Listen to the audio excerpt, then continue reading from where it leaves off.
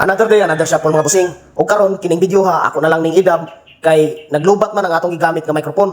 So, karon mga busing, mangutana ko sa inyo, kung kinsay nakasulay nga magbreeding nga mogamit og isa ka himungaan nga daghan nga laki ang paupahon. Kining sa ako, ang sitwasyon ako ani, gipaupa nako duha ka broodcock.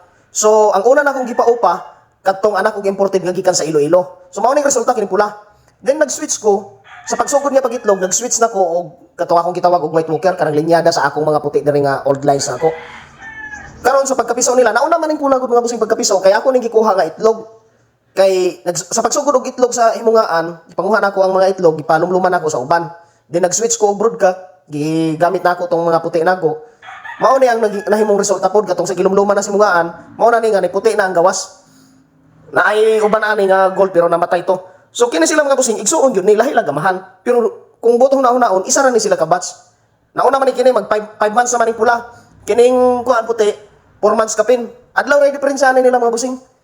So kamo mga busing nakatry ba mo ingon na nga maggamit og isa ka broodhen, then duha or sobra pa ka mga broodcock or kanabang nakasulay ba mo nga ang inyong bae bisan sa inyo diha kini ako handbreed ni sila.